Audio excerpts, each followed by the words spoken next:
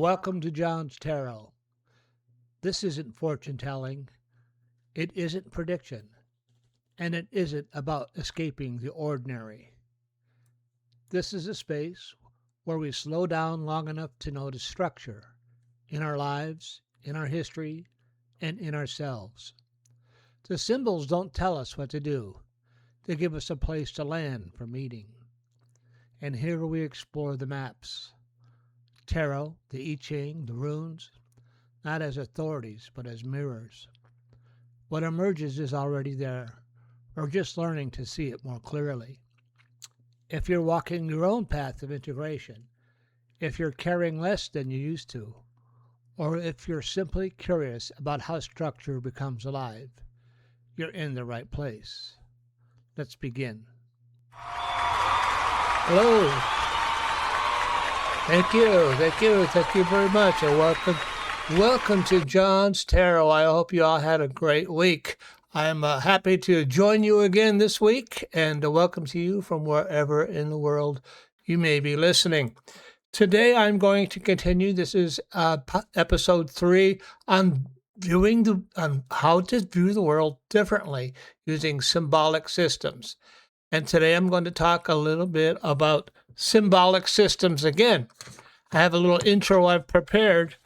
If you are listening to this on the podcast version, there is a visual layer to this episode that brings these symbols together in a way that's hard to fully capture in audio alone. If you feel drawn to it, you may want to experience the video version, but for now, stay with me and we'll walk through the meaning together. I had a really good a video portion that's going to go along with this. And, it kind of freaks me out a little bit. I started doing all this with a Zoom capture like 5 years ago. And I really I do all this with free software. I use Shotcut as a video editor, and I use OBS to capture the live video. So take a look at it, and it's worth seeing. I have a little opening presentation I want to do for this episode. Today I want to explore something a little deeper about systems, not just how they function, but how they persist and how they change. Because systems don't just exist in a moment. They have a life cycle. They form, they stabilize, they come under pressure, and they either adapt or they don't. They transform or they collapse. So yes, systems have a lifespan, but unlike a person, a system doesn't always simply end. It can fragment, it can continue in pieces, or it can reemerge in a different form. And nowhere is this move more visible than in something like a family system or even a political system, because political and family systems carry beliefs, behaviors, coping mechanisms, and roles, not just in one lifetime, but across generations. They persist, not because they are chosen, but because they are reinforced, and they continue until something interrupts them, until reality no longer supports them, or contradiction builds, or someone inside the system sees it clearly. And that's the part that interests me, because when that happens, when someone recognizes the pattern and stops reinforcing it and introduces something different, that's not just a personal change. That's a perturbation in the system itself. And from that point forward, the system has to respond. It will either adapt or it will fracture. So when we look at systems, we're not just looking at structure, we're looking at patterns. Because systems persist through patterns, and those patterns continue until something interrupts them. And that point of interruption is where everything changes. That's where transformation begins, or collapses. I went through a major transformation in my life. I had family systems that that were affecting my life, and I did not know it. I see that in the political system today. These political systems are affecting people in a profound way, in a profoundly negative way, just as those systems, family systems that were passed to me, affected me in a profound way. And I I knew they affected me, but I didn't realize how deeply until I stepped outside of them. So that's what this episode is about today. The life cycle of systems. And I did a nice video, and I hope you enjoy the video, and we'll talk a little bit about it afterwards. I also have prepared a tarot spread, a free tarot spread. Every time you tune into John's Tarot, you get a free tarot spread, and that tarot spread, I work one up for you, and I've got one worked up for you today to help you understand where you are at in a system, or where is a system at in its life cycle. So sit back and enjoy the video today. If you're on the podcast only version, it's still very interesting. Like I said, take a listen. It's worth taking a look. If you want to take a look at the video, it's on JohnsTarot.net. And it's worth viewing. So enjoy the video, and I will see you at the tarot spread. Okay, we'll see you shortly. Today I want to look at something a little differently, not as isolated events, but as pattern.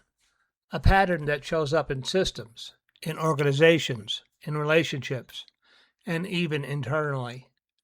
What happens when a system comes under pressure? This is a symbolic framework. Not to predict, but to help us see. At the beginning, there is structure. A system forms. There's leadership, a hierarchy, identity, a sense of this is who we are. At this stage, everything appears ordered, purposeful, unified. From the outside, it looks stable, but there is always a question beneath the surface. How rigid is the structure? Because flexibility or lack of it determines what happens next. The charge. Then energy begins to move. Ambition rises, momentum builds, expansion begins. This is where things feel alive. You see rapid growth, strong messaging, high engagement. Everything appears to be working. But something subtle begins to shift. Speed starts to outpace reflection. And when that happens, pressure begins to form. The compression. Now the system is under load. Competing forces emerge. Internal disagreements, external opposition, structural friction.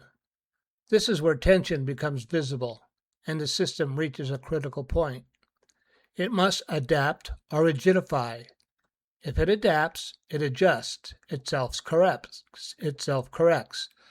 But if it rigidifies, dissent gets suppressed. Loyalty becomes more important than accuracy, and reality begins to distort. The distortion, loss of clarity. Now something subtle but important happens. Perception shifts.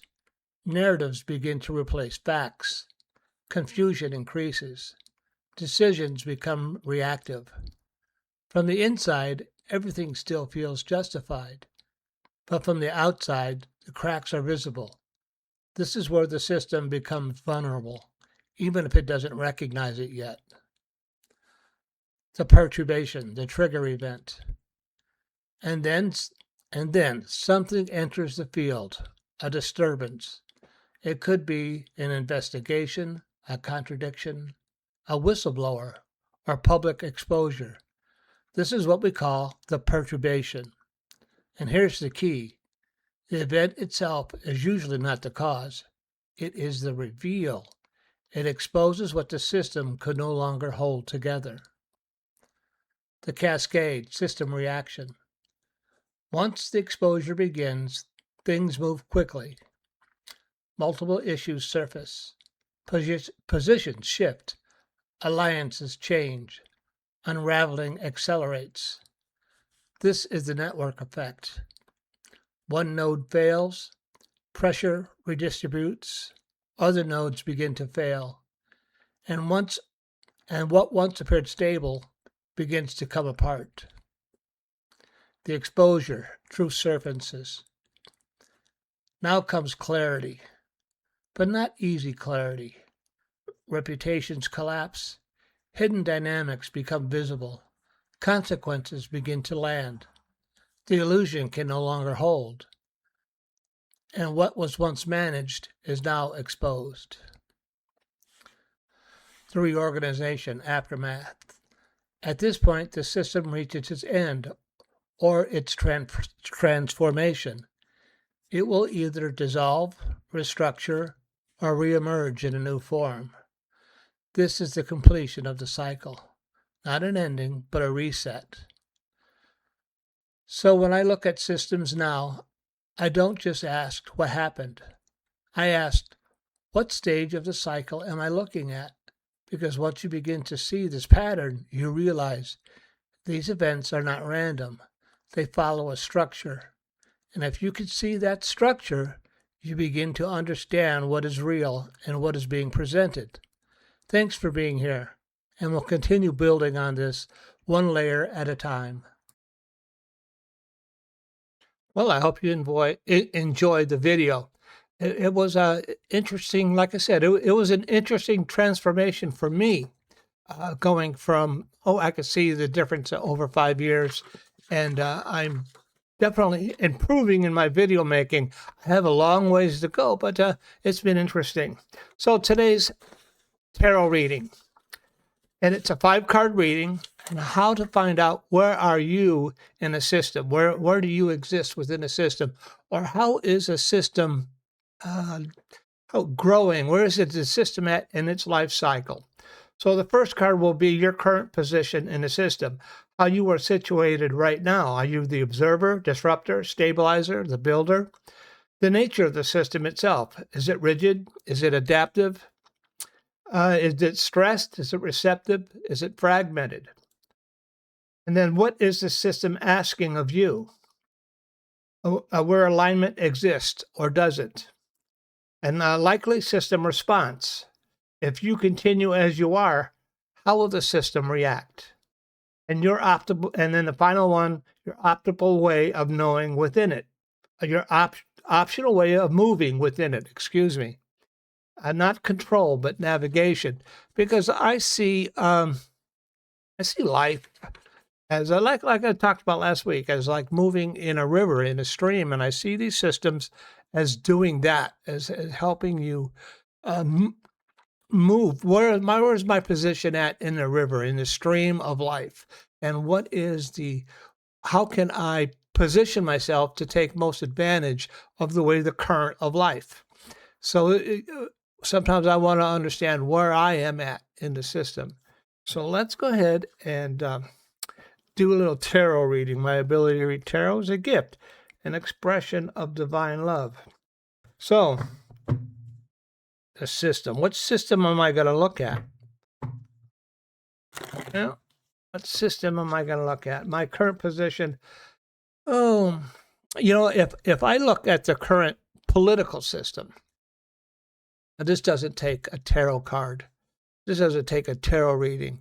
The current political system is definitely having some problems, and it is in the it's in the position of compression, or repression builds. So it's at about the third level in what I discussed in the video. It's in it's having some problems. Our political leaders were in a war type situation, and our current chief executive is putting pressure on the system by identifying himself as Jesus, and that was very disturbing. And by doing that, he definitely brought some stress into the system itself. And then he backed away. No, I'm not Jesus. I'm a doctor, and I work in a hospital. I never see any doctors dressed like that. I've yet to see that. So he's definitely put the system under stress. I'm going to talk a little bit about where am I at in the system. Now, I don't agree with everything that's going on in the system. I'm not in favor of it, but it is the controlling, ruling system. And there's been a lot of talk too about the 25th Amendment, because some of this chief executive's talks have really been not well grounded in reality, and there's a lot of concern. So we're going to talk a little bit about me as a just an individual who has no control and no power over the system. What is my position within the system? What is the nature of the system itself? What the system is asking of me? Likely system's response in the near future? And what is my optimal way of surviving in this maladaptive system? Because that's what it is. Clearly, it's a maladaptive system, and it's struggling for coherence, and it's struggling to maintain control. So my ability to read tarot is a gift, an expression of divine love, and I'm here to share it with you in that same spirit. This one's a little weird today. I guess all my tarot readings are a little weird.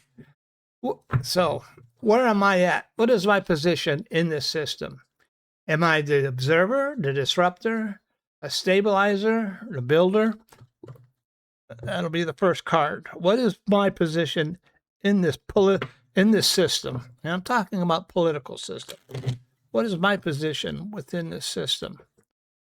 And these cards and the symbolic systems help you find out a little bit about yourself. Where is my position in the system?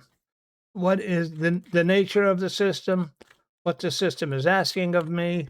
Likely system response, and my optimal way of moving through the system. Cut the deck. What is my position within the system? And this is 5 cards, and I'll throw some runes on it. First card is the 9 of Wands. Second card is the King of Cups. And then I'll usually throw some runes on it, and then I'll do the reading. What is the system asking of me right now? The Knight of Swords. That's kind of interesting because that came up in the video. Fourth card, is the Queen of Swords. A likely response, likely system response. And then the final one, what is my optimal way of moving through the system? The best way for me not to find an easy way through, the Strength card. All right. Let's throw some runes on this. Odin and Freya, please help guide this reading. What is my current position in the system? Swulu is the name of that one. So what is my position within the system right now? This is the 9 of Wands, is always the rune of I always call it the veteran. He is, he's gone through these things before. These political parties come and they go, and I think that's what we can expect from this system. It's going to live out its lifespan, and it's going to go through its life cycle, and then it is going to go into decline, as all things do. It will go into what I talked about, exposure, when the truth surfaces, and then the system will have to adapt or not adapt. So it's going to go through its life cycle, and I've seen many systems, family systems, political systems, come and go in my lifetime. So I'm just a veteran. I'm just a veteran observer, and I'm just kind of watching. And the rune is Sulu. And that has to do with in my position right now, and what I'm doing with the podcast is I'm bringing light into what is otherwise a very dark situation. And then the King of Cups has to do with the nature of the system itself. And the rune is Uraz. So right now, the nature of the system itself, is it rigid? Is it adaptive? Is it stressed? Is it fragmented? Right now, it is the system, that particular system is pretty stable, and it seems to have control of the situation. Well, let me reframe that. It has control of its system responses. It's a pretty stable system, even as things come up from even as weird things come up, like positioning yourself as Jesus, but it seems to be in control of its group, of the MAGA the MAGA faithful, and but it's going to take a lot of work. Uraz, the rune Uraz. It's really working to maintain control, and its control is shifting.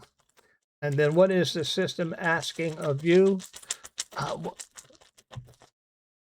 Where alignment exists or doesn't exist, that clearly has to do with the charge energy, and the rune is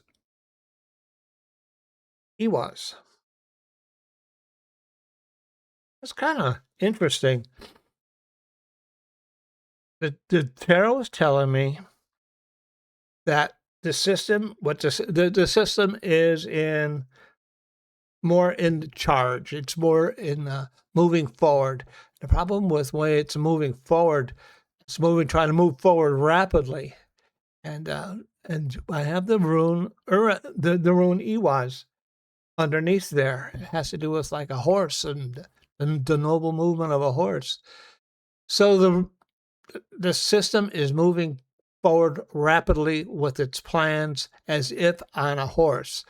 And what I need to do in terms of my position, what is asking of me, move forward with the system. But I'm not moving forward with the system. I'm maintaining my independence.